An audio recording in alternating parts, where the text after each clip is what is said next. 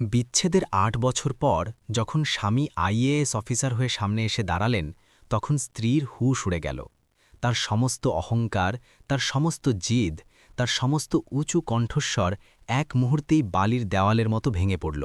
আর যা ঘটল তা আজকের সমাজের জন্য একটি আয়না, যেখানে সেই প্রতিটি মানুষ নিজেকে দেখতে পারে যে সম্পর্ককে টাকা, পদ এবং প্রদর্শনীর দাঁড়িপাল্লায় মাপে। এটি মধ্যপ্রদেশের জব্বলপুরের এক সত্য ঘটনা, যেখানে রাহুলের বাড়ি কোনো মহলের মতো বড় ছিল না। ঘরের দেওয়ালে দামি পেইন্টিংও ছিল না, আর মেঝেতে ঝকঝকে কার্পেটও পাতা ছিল না। কিন্তু সেই ঘরটি ছিল বইয়ের সুগন্ধে ভরা, সংগ্রামের শক্তিতে মজবুত এবং স্বপ্নের আলোয় ঝলমলে।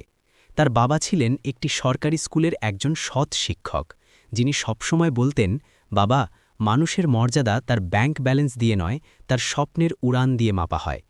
এই শিক্ষাই রাহুলের মনে বীজের মতো অঙ্কুরিত হয়েছিল। ছোটবেলা থেকেই তার ভেতরে একটি আগুন জ্বলছিল, আইএএস হওয়া, সিস্টেম বদলানো, মানুষের জন্য কিছু করা, নিজের মাটির জন্য কিছু ফিরিয়ে দেওয়া। অন্যদিকে নেহা ছিল তীক্ষ্ণ বুদ্ধি, কড়া ভাষা, উঁচু উড়ান ভরার ইচ্ছা, পড়াশোনায় সেরা, যুক্তিতে অদ্বিতীয়, স্বপ্নে ঔজ্জ্বল্য এবং কথায় অহংকারের তীব্রতা। পরিবারের সবাই তাকে সবচেয়ে বুদ্ধিমান, সবচেয়ে যোগ্য মেয়ে মনে করত। তাদের বিয়েও হয়েছিল একটি সাধারণ ভারতীয় পরিবারের মতোই, আত্মীয় স্বজনের পছন্দ, সংস্কারের মাধুর্য এবং সমাজের প্রত্যাশার সামান্য বাধ্যবাধকতা মিলেমিশে একটা সম্পর্ক তৈরি করে। এই সম্পর্কেও সেই প্রথম দিনটি তার জীবনের সবচেয়ে উজ্জ্বল দিন হয়ে উঠল। ফর্মাল পোশাক, হাতে ফাইল, অফিসের অলিতে গলিতে প্রতিধ্বনিত হওয়া ম্যাডাম ম্যাডাম ডাক এবং চারপাশে সম্মানের পরিবেশ। নেহার মুখে এমন এক দীপ্তি ছিল যা সে আগে কখনো অনুভব করেনি। তার মনে হল যেন পৃথিবী অবশেষে তাকে চিনতে পেরেছে। তার পদক্ষেপ এখন উচ্চতার সিঁড়িতে চড়ে গেছে। তার মুখে ছিল নিচে তাকানোর এবং নিজেকে অন্যদের চেয়ে ভালো মনে করার ভাব। কিন্তু অন্যদিকে ছিল রাহুল, সেই একই সাধারণ ঘর, সেই পুরনো বইয়ের আলমারি, সেই একই সংগ্রামের পরিবেশ এবং সেই একই স্বপ্নের বোঝা, যা তাকে প্রতিদিন সকালে জাগাত এবং প্রতি রাতে জাগিয়ে রাখত। সে তখনও চাকরির প্রস্তুতির কাজে পুরোপুরি সততার সঙ্গে লেগেছিল। সারা দিন বইয়ে ডুবে থাকত, নোটস বানাত, প্রশ্ন সমাধান করত। রাতে বাবার সাথে স্কুলের টুকটাক কাজ সামলে নিত, যাতে সংসারে আর্থিক চাপ না বাড়ে।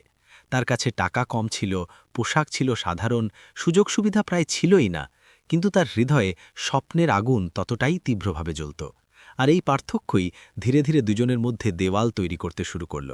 কারণ একদিকে ছিল নেহা, যার কাছে ছিল সরকারি চাকরির সম্মান, স্থির বেতন, নতুন পরিচিতি এবং সমাজের গর্ব।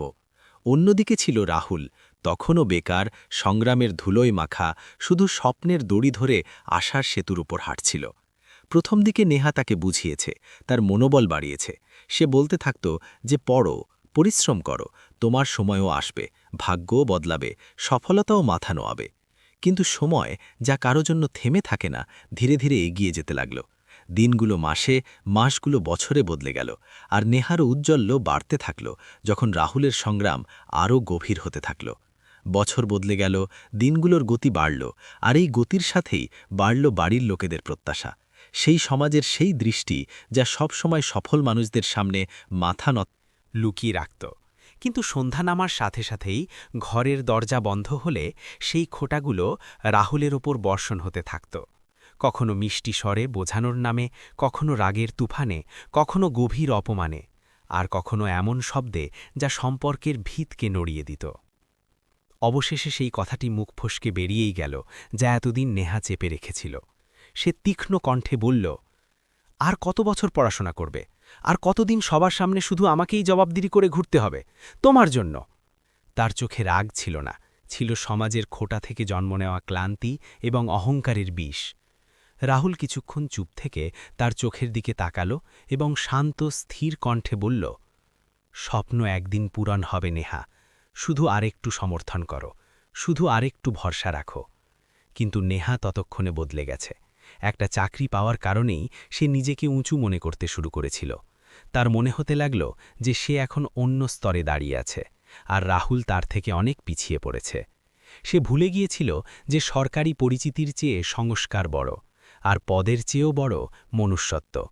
সে ভুলে গিয়েছিল যে সম্মানের সবচেয়ে উঁচু চূড়া কোনো চেয়ার বা বেতন দিয়ে নয়, বরং সম্পর্ক রক্ষার ক্ষমতা দিয়ে তৈরি হয়। ধীরে ধীরে দুজনের পথ আলাদা হতে শুরু করল। প্রতিদিনের ছোট ছোট কথা এখন বড় ঝগড়ায় পরিণত হতে লাগল। শব্দের মাধুর্য কোথাও যেন হারিয়ে গিয়েছিল, আর তার জায়গা নিয়েছিল তিক্ততা। নেহা অফিসে সম্মান পেত, মানুষ তার প্রশংসা করত, তার পদের জন্য গর্ব করত, কিন্তু বাড়ি ফিরতেই তার মুখে বিরক্তি নেমে আসত। তার কণ্ঠে ভরে যেত খিটখিটে মেজাজ। তার মনে হতো যে সে উপার্জন করে সংসার চালাচ্ছে, আর রাহুল শুধু বইয়ে ডুবে থাকা একটা বোঝার মতো হয়ে গেছে। হৃদয়ের গভীরে কিছু একটা তীব্রভাবে ভেঙে গেল, যেন কেউ বছরের পর বছর ধরে লালন করা একটা স্বপ্নকে হঠাৎ পিষে ফেলেছে। কিন্তু সে ভেঙে পড়ল না, কেঁদে উঠল না, কাকুতি মিনতি করল না, নিজেকে অসহায়ও ভাবল না।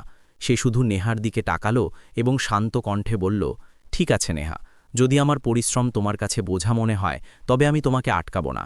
তবে একটা কথা মনে রাখবে, ভাগ্য সবসময় একই জায়গায় দাঁড়িয়ে থাকে না। এবং এরপর সব শেষ হয়ে গেল। আদালতের কক্ষে কিছু কাগজে সই হল, আর তাদের সম্পর্কের ওপর চিরতরে শেষ রেখা টেনে দেওয়া হলো। ডিভোর্স হয়ে গেল। নেহার মনে হলো যেন সে তার জীবন থেকে এক বিরাট বোঝা নামিয়ে ফেলেছে।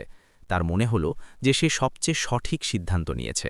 এখন আর কোনো খোটা শুনতে হবে না, কোনো বেকার স্বামীর বোঝা টানতে হবে না, কারো কাছে কৈফিয়ত দিতে হবে না। সে নিজেকে মুক্ত অনুভব করতে শুরু করল। কিন্তু সে জানত না যে ভাগ্য এখনও তার খেলা দেখানো শুরুই করেনি। সেই খেলা যা কেবল ভবিষ্যৎ নয়, পুরো গল্পের মোড় ঘুরিয়ে দিতে যাচ্ছিল। ডিভোর্সের পরের প্রথম রাত রাহুল তার ছোট ঘরে বসে রইল, বই, ফাইল এবং ছড়িয়ে থাকা স্বপ্নের মাঝে। তার চোখে না ছিল জল, না ছিল রাগ, শুধু এক অদ্ভুত শূন্যতা, যেন কেউ তার আত্মার ভেতরে লুকিয়ে থাকা শেষ অবলম্বনটুকুও নীরবে কেড়ে নিয়েছে। ঘরে নীরবতা ছিল, কিন্তু সেই নীরবতার মাঝে বাবার ঘর থেকে আসা শুকনো কাশির শব্দ প্রতিধ্বনিত হচ্ছিল। মায়ের ভাঙা কান্নার ফিসফিসানি, তাদের চোখের জলের মৃদু পতনের শব্দ এবং চারপাশে ছড়িয়ে থাকা দারিদ্র্যের জ্বালা, এই সব কিছু মিলে রাহুলের হৃদয়ে সুঁইয়ের মতো মিঁধতে লাগল। সে চেয়ারে বসে রইল, মাথা হাতে ঝুঁকিয়ে, যেন নিজের সাথে যুদ্ধ করছে। সেই রাতে সে প্রথমবার অনুভব করল যে মানুষের আসল শক্তি তখনই সামনে আসে যখন সে পুরোপুরি ভেঙে পড়ে। আর সে ভেঙে পড়েছিল, খারাপভাবে টুকরো টুকরো হয়ে, প্রমাণ করার পথে। সেই সফরের নাম ছিল নিজের পরিচয় ফিরে পাওয়া। সে একটি সস্তা চায়ের দোকানের উপরে একটি ছোট্ট ঘর ভাড়া নিল।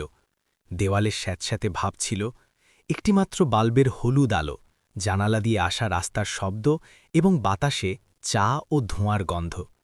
কিন্তু সেই ছোট্ট জায়গায় এমন একটি জিনিস ছিল যা বড় বড় বাড়িতেও পাওয়া যায় না। নীরবতার মাঝে পরিশ্রমের প্রতিধ্বনি এবং সংগ্রামের উষ্ণতা। দেওয়ালগুলো ছিল ঘোলাটে, স্যাঁতস্যাঁতে ছাদ, জায়গায় জায়গায় ফাটল, একটি পুরানো পাখা যা গরম হাওয়াকে ঘুরিয়ে আবার ফিরিয়ে দিত, আর একটি দুর্বল বাল্ব যার আলো রাতের অন্ধকারকে পুরোপুরি ভেদ করতে পারত না। কিন্তু সেই একই ঘরে রাহুল তার জীবনের সবচেয়ে বড় যুদ্ধ শুরু করল, ইউপিএসসি পরীক্ষার প্রস্তুতি। বইয়ের স্তূপ, নোটসের পাতা, অনলাইন ক্লাসের শব্দ এবং হাজারো স্বপ্নের স্পন্দন, এ সবই তার ছোট ঘরটিকে পৃথিবীর সবচেয়ে বড় যুদ্ধক্ষেত্রে পরিণত করেছিল। কখনো সে লাইব্রেরির কাঠের শক্ত চেয়ারে ঘণ্টার পর ঘণ্টা বসে নোটস তৈরি করত, কখনো সারাদিন ঝুঁকে থাকা পিঠ আর ক্লান্ত চোখ নিয়ে পড়ত। তার পৃথিবী দুটো শব্দে সীমাবদ্ধ হয়ে গিয়েছিল, পরিশ্রম আর স্বপ্ন। কিন্তু সংগ্রাম কখনো সহজ হয় না।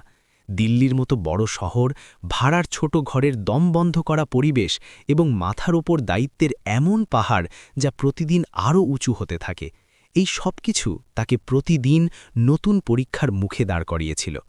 টাকা খুব কম ছিল, যা আসত তার চেয়ে বেশি খরচের সারি লেগে থাকত এই অভাব মেটাতে। কিন্তু তবুও যখন ক্লান্তি তার সাহসকে দুর্বল করতে শুরু করত, যখন হতাশা তার গলা চেপে তাকে নিচে টেনে নামাত, তখন হঠাৎ নেহার কথাগুলো তার স্মৃতিতে তরোয়ালের মতো নেমে আসত।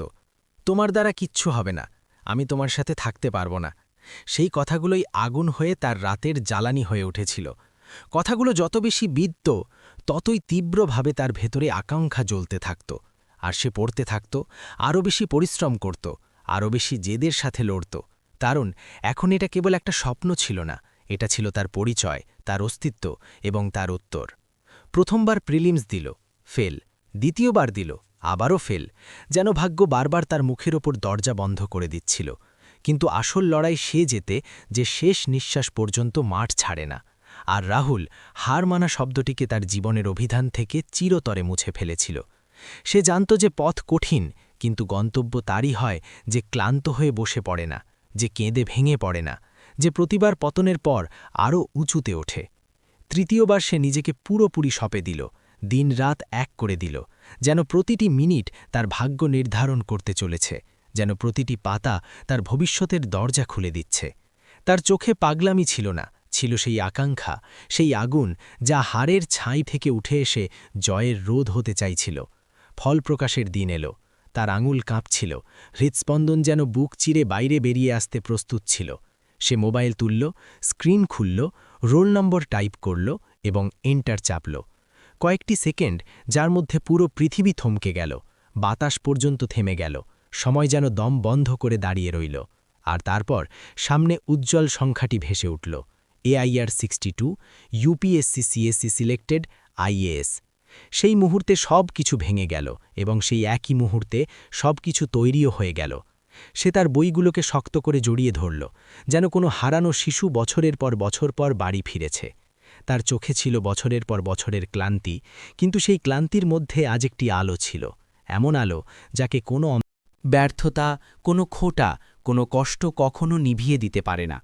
সে বাইরে বেরিয়ে এলো, আকাশের দিকে তাকালো, সেই একই আকাশ যা ছিল তার প্রতি রাতের সঙ্গে, সেই একই আকাশ যা জানত যে সে কত রাত না খেয়ে ঘুমিয়েছে, কতবার তার চোখের জল নীরবে বইয়ের পাতায় পড়েছে, আর কতবার কারো কথা তীর হয়ে তার হৃদয়ে বিঁধেছে। আজ সেই আকাশে ছিল তার জয়ের সাক্ষী। সে বাড়িতে ফোন করল। বাবার কাঁপা কণ্ঠস্বর এলো, হ্যাঁ বাবা, বলো। আর রাহুলের গলায় আটকে থাকা ভাঙা ভাঙা আওয়াজ বেরিয়ে এলো, বাবা, আমি IAS হয়ে গেছি। কয়েক সেকেন্ডের নীরবতা, আর তারপর ওপাশ থেকে শুধু কান্নার শব্দ, গর্ভের, আনন্দের, বছরের পর বছরের তপস্যার, আশা পূরণের। মা কাঁদতে কাঁদতে বললেন, বাবা, তুই আমাদের দুনিয়া বদলে দিলি।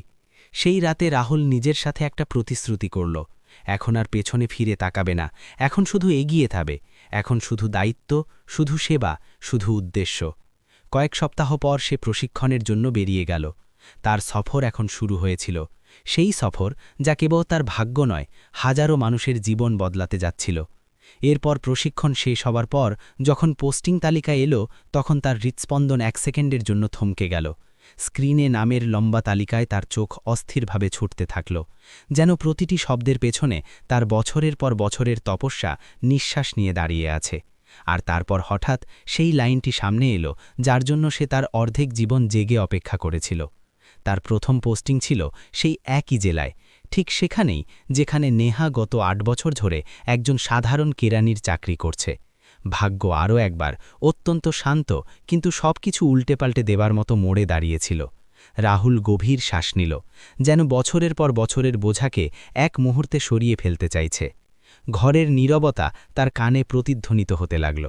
সে বাইরে জানালা দিয়ে ধীরে ধীরে নেমে আসা সন্ধ্যার দিকে তাকিয়ে রইল, যেন আকাশ সে তখনও সেই পুরনো অফিসের মোটা ফাইলগুলোর মধ্যে নিজের নিঃশ্বাস টেনে নিয়ে যেত। সকাল আর সন্ধ্যার মাঝের প্রতিটি দিন তাকে আরও ক্লান্ত করে দিত, আর আরও বেশি নীরবতা তার ভেতরে বাসা বাড়ত। চোখে কিছুটা আফসোসও ছিল, যার সাথে সে নিজেও লড়াই করত। সে কি জানত যে যাকে সে একদিন অযোগ্য বলে ছেড়ে দিয়েছিল, সেই এখন তার জেলার অফিসার হয়ে পা রাখতে চলেছে? যাকে সে বলেছিল, তোমার দ্বারা কিচ্ছু হবে না, সেই আজ সেই স্থানে দাঁড়িয়ে আছে যেখানে পৌঁছনোর স্বপ্ন অনেকের জন্য শুধু একটি ভ্রম হয়ে থেকে যায়। খুব শীঘ্রই তারা দুজন মুখোমুখি হবে, আর তাদের চোখ যখন একে অপরের সাথে ধাক্কা খাবে, তখন হয়তো সময়ও থেমে গিয়ে তাদের জিজ্ঞেস করবে, এখন কি বলবে নেহা? নতুন SDM-এর পোস্টিংয়ের খবর জেলায় ছড়িয়ে পড়ার সাথে সাথেই পুরো অফিসে উত্তেজনা আর আলোচনার গুঞ্জন শুরু হল। লোকেরা ফিসফিস করছিল, আরে ইনি তো সেই AIR 62 এর ছেলে, খুব তীক্ষ্ণ বুদ্ধি, UPSC টপারদের মধ্যে নাম এসেছিল, আজ থেকে এখানে অনেক কিছু বদলে যাবে। প্রতিটি মুখ উজ্জ্বল দেখাচ্ছিল। শুধু একজন ব্যক্তি ছিলেন যিনি বাইরে থেকে শান্ত, একেবারে স্থির বসেছিলেন, কিন্তু তার ভেতরে এমন এক ঝড় উঠছিল যাকে শব্দে প্রকাশ করা অসম্ভব। তার নাম ছিল নেহা। তার সামনের টেবিলে রাখা ফাইলে সেই নতুন অফিসারের নাম লেখা ছিল, রাহুল শর্মা। সেই একই অক্ষর, সেই একই বিন্যাস, সেই একই নাম, যা একসময় ছিল তার গল্প, একসময় ছিল তার হাসি। তারপর সেই একই নাম হয়ে গিয়েছিল বেদনা। তারপর আফসোস হয়ে তার ভেতরে কোথাও গভীরে চাপা পড়ে গিয়েছিল। কিন্তু আজ যেন সেই নাম ফাইল থেকে বেরিয়ে সোজা তার হৃদয়ের ওপর এসে বসল। সে নিজেকে শক্ত করে ঝাঁকুনি দিল। নাম তো এমন হাজারো হয়, এটা সে হতে পারে না। সে নিজেকে বলল, যেন কোনো আঘাতের ওপর ব্যান্ডেজ বাঁধার চেষ্টা করছে। কিন্তু পরের মুহূর্তেই হৃদয় তার সবচেয়ে বড় শত্রু হয়ে উঠল। শব্দ না করে, যুক্তি ছাড়া, শুধু হৃৎস্পন্দনের সাথে চিৎকার করে উঠল, যদি সেই হয়। তারপর সে নিজেকে জোর করে বোঝালো, না, সে আইএএস হতে পারে না। তার কাছে না ছিল টাকা, না ছিল পরিবেশ, না সুযোগ। যদি সে আইএএস হয়ে যেত, তবে আমি সবার আগে জানতে পারতাম।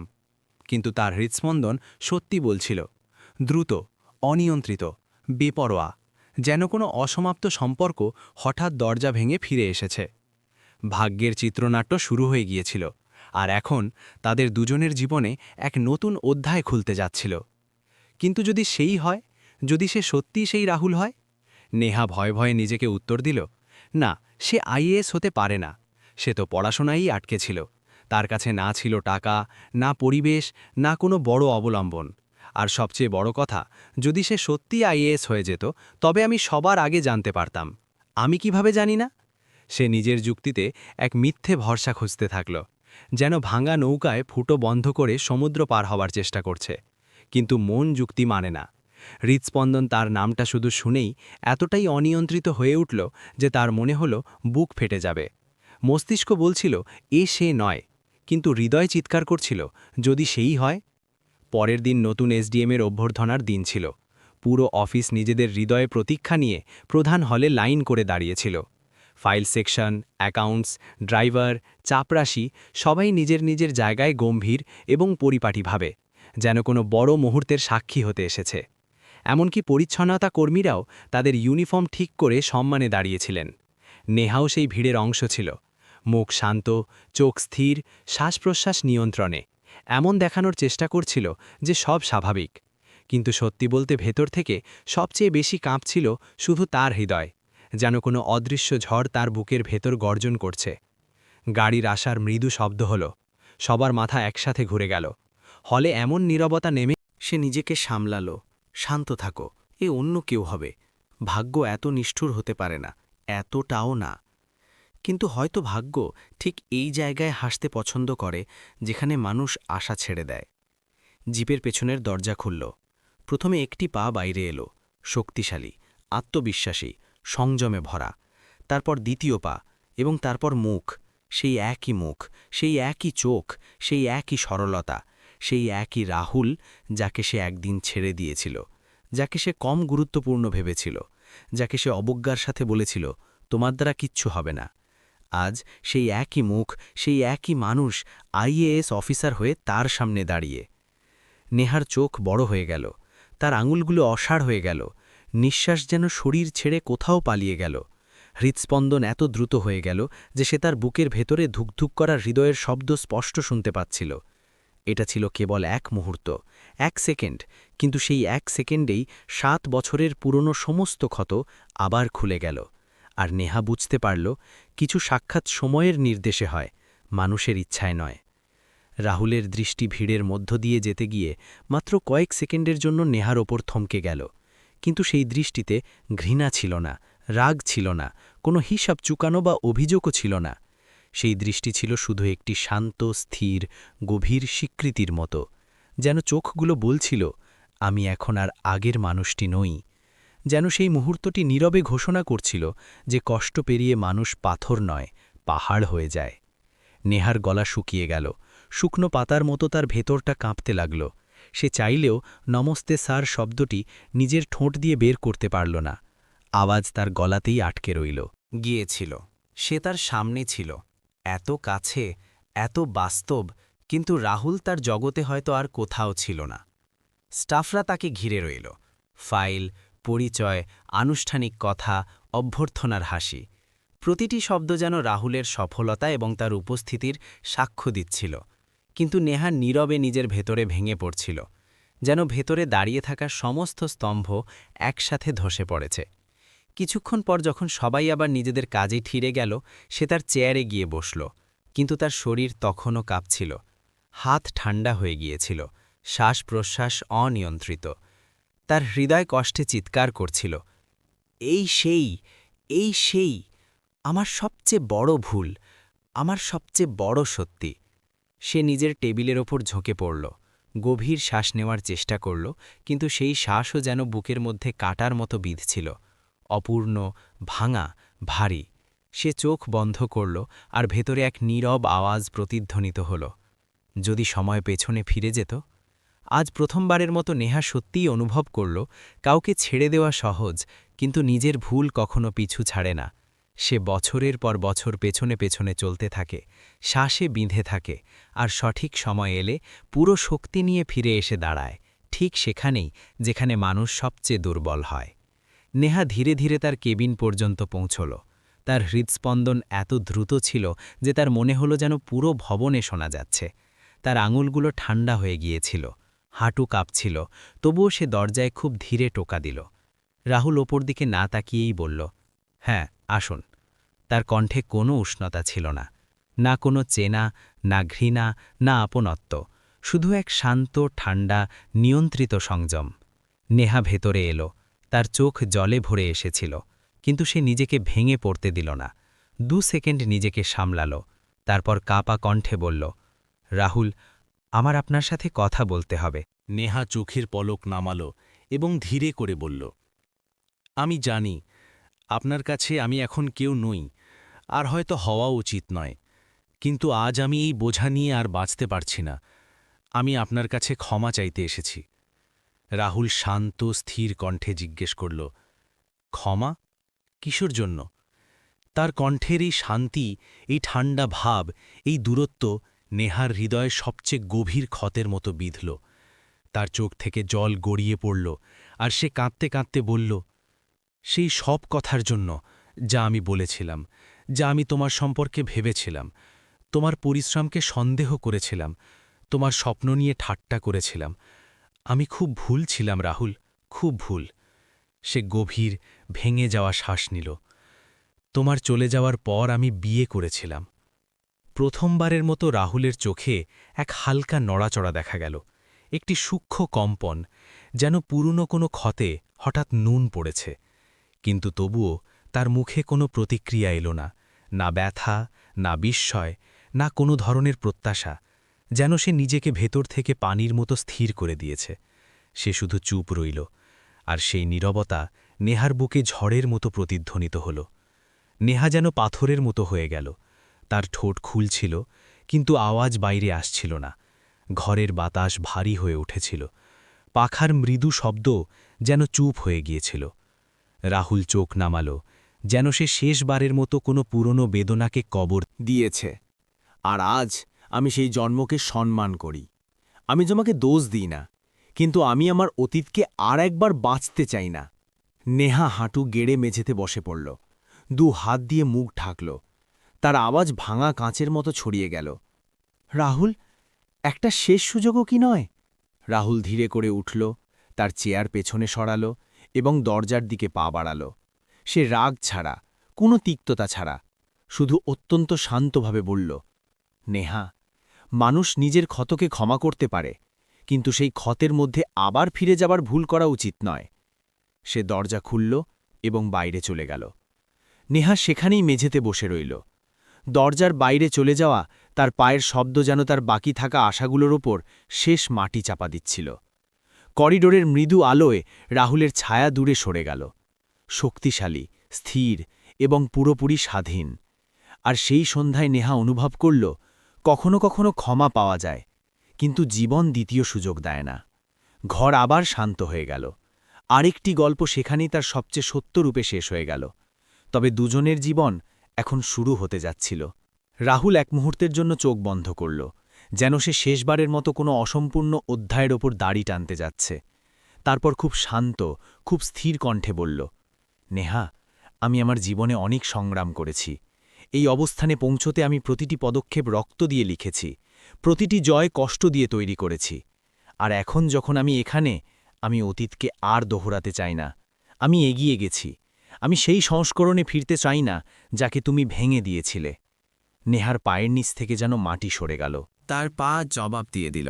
সে কাপা শ্বাসে ফিসফিস করে বলল, তাহলে আমার শাস্তি কি রাহুল? রাহুলের কণ্ঠস্বর ছিল একেবারে শান্ত, যেন কেউ সত্যকে ছুরির ধারের ওপর রেখে কথা বলছে। শাস্তি? শাস্তি তো তুমি ভোগ করছো নেহা।